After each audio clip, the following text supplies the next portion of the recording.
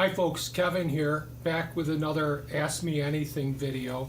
And today I wanted to cover a couple of comments and questions regarding the solar panels that are out back.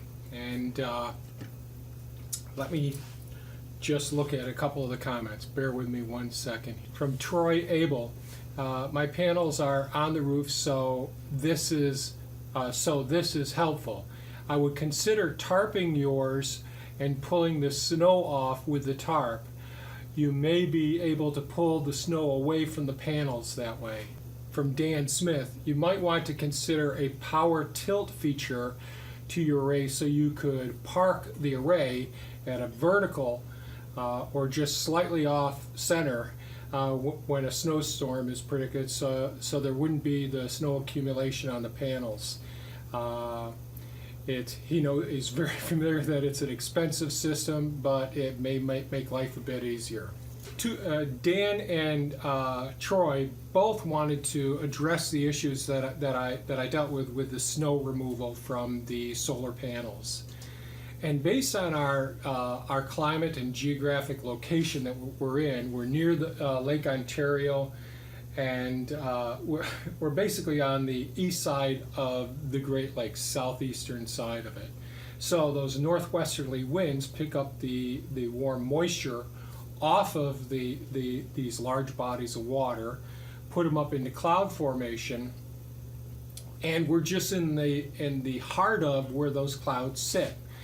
The only place that probably gets as much is just to the north of us, which is the east of Lake Ontario, which we get it from across the Great Lakes. We get all this cloud coverage, and depending on the wind direction. Now Syracuse, which is just a half an hour south of us, I worked there for years, and you'd go up there and there'd be solar gain, even as far as Phoenix, New York, just a few miles away. There's so much solar gain during the winter months. So it really is reasonable to try and keep your solar panels uncovered during the winter months, so if you can get the snow off. Unless you decide, I don't want to be bothered with it, I've got enough of a pitch of an angle, no big deal. So years ago, I was hell-bent on making sure that my array would be tiltable.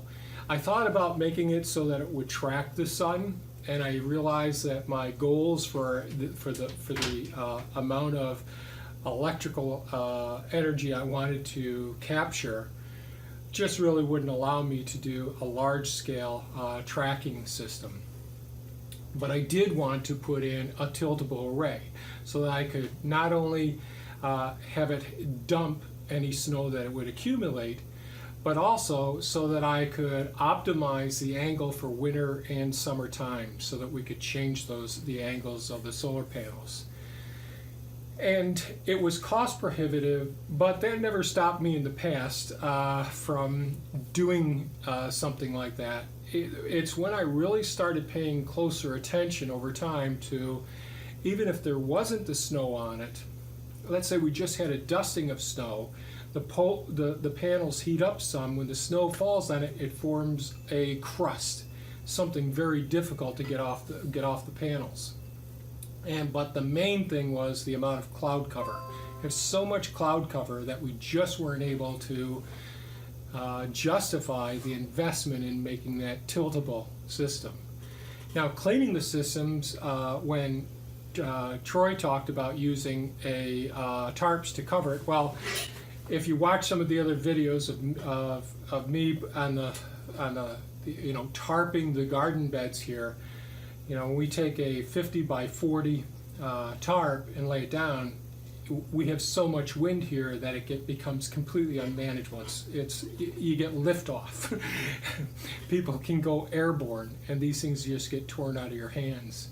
And our tarps don't last very long if they get to the point where they aren't sealed well and the air gets underneath them and they start popping up and down. So being able to seal a tarp down to those systems and manage it, get it on and get it off at different times, just isn't manageable for an old fart like me and all.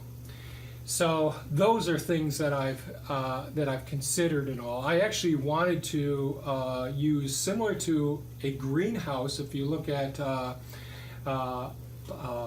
high tunnels or non-heated greenhouses, not the ones with the glass, but the ones that use a polyethylene.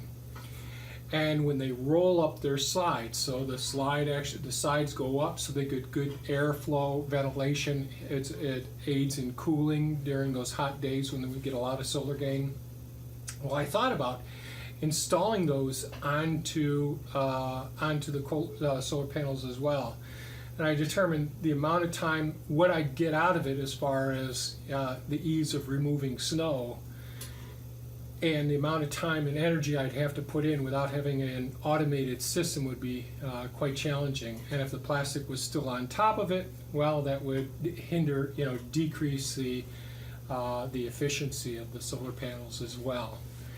So I hope that response is fairly good. Certainly, in other parts of the country, a tilting array, I think, is an awesome idea. And I think that's something that's very doable, even if you don't use an automated system. I actually used back when they had the very large solar panels, satellite discs. We had a large, I think it was a 6-foot satellite fiberglass disc system, which was mounted on a 4-inch heavy steel pipe, and it had an activated arm that would allow us to change the angle of it as well. And so that's the design system that I was going to build for the whole array. But I'm glad I didn't. The fixed array is just fine. Now, there is something I would do totally different given this geographic location. We have, and I'll try and put in a little bit of footage of me cleaning off some of the snow last week. So we had a big thaw, so we had several feet of snow. Then we had the temperature, and we had a huge Arctic blast that came through. No clouds for weeks. I mean, no sun, nothing more than an hour per day, per week probably, at a time that would hit the solar panels. But the panels were completely covered by snow. Now, I do clean off the snow when I worry about it getting so deep, because as the snow accumulates over time, it compacts and compresses down, and it becomes like the weight of water. The molecules contract down just like as if you warmed it up, and the snow becomes very, very heavy. And in this area, that's a business that people go around and shovel off roofs around here. It's a good money maker during the winter months. So I knew I had to get that off, because I've noticed in the past with the aluminum track channel material, the support structure underneath the solar panels, they actually flex quite a bit with the weight of the snow, to the point where when I'm cleaning off the snow at times, you'll actually see the base of the panels jump up a little bit as I pull off that tremendous amount of weight. Now, it's only jumping up 1.5 inches or so, but it's enough where you could see it happening, because the snow mound at the base of the solar panels is so high. So I have to move the snow out of the picture, move it away from the solar panels, unless we have a big melt like we just had, in order to get the snow off of that roof.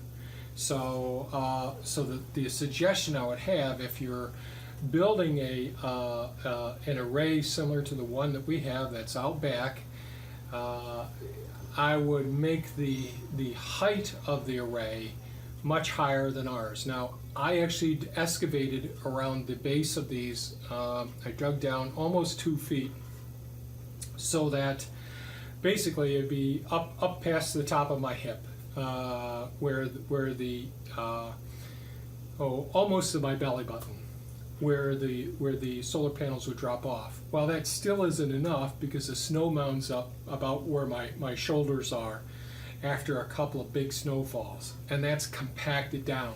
And once it's compacted down, it's darn near impossible to move, even with my big snowblower. So that's something I would consider, to have less work effort later on.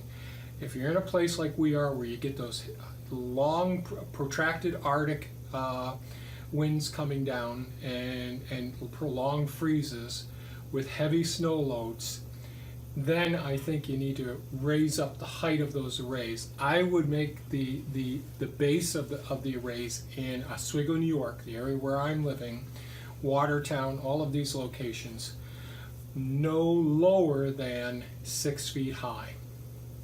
I probably want to make them 7 feet right here, so that I wouldn't have to move snow. I just keep pulling it off. 7, 8 feet high would do great right here. That's just hindsight. One of the things I learned over time.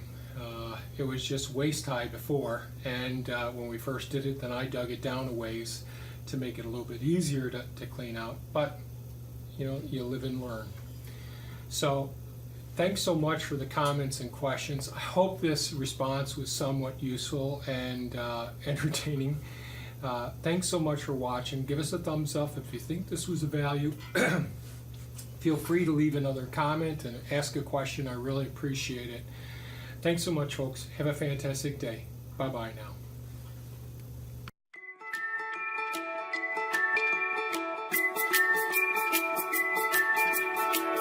now.